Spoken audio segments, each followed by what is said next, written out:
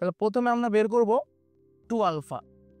তাহলে 2 আলফা সমান কত আসছে দেখো, আলফা আমাদের দেওয়া রয়েছে, এটা 2 দ্বারা গুণ করে দাও।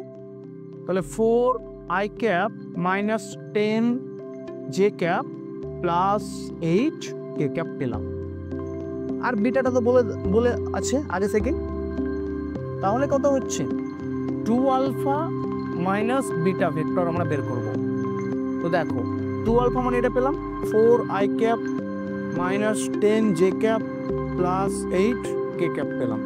মাইনাস বি ভেক্টর করবো আমরা, মাইনাস বি মানে কি সাইনগুলো চেঞ্জ হয়ে যাবে।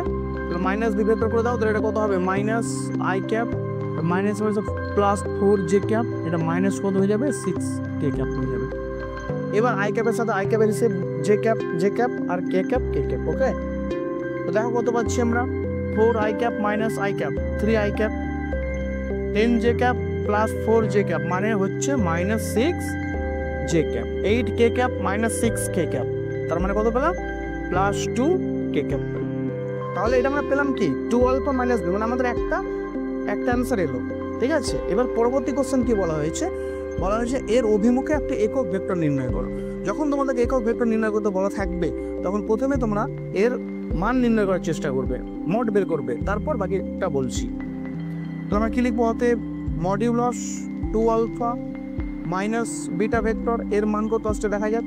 তাহলে কত হবে স্কোয়ার রুট অফ এদের কোফিসিয়েন্টগুলো স্কোয়ার করে দিতে হবে। তাহলে কত হবে 3 স্কোয়ার প্লাস মাইনাস 6 তার স্কোয়ার প্লাস 2 স্কোয়ার। তাহলে কত পেলাম এটা 9, এটা পেলাম 36, এটা পেলাম 4। তো দুটোকে অ্যাড করলে কত পাচ্ছি, এগুলোকে অ্যাড করলে 40 and 49 কিন্তু রুট হয় 7 7 49 হয়ে যাচ্ছে।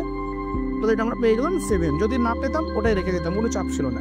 ওকে, এবার যদি আমাকে বলা হয় এর অভিমুখে ইউনিট ভেক্টর, তার মানে কি এই ভেক্টরটা বাই তার মড। ওকে, একক ভেক্টর হলো, তবে জাস্ট কিছুই না, এই ভেক্টরটা বাই তার মড কত পেয়েছি আমরা 7 পেয়েছি।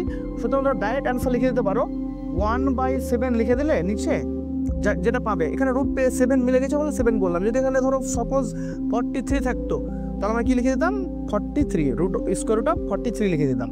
ওকে, বাকি যে ভেক্টরটা আছে লিখে দাও 3i cap minus 6j cap plus 2k cap. তাহলে এটা হচ্ছে ফাইনাল আনসার।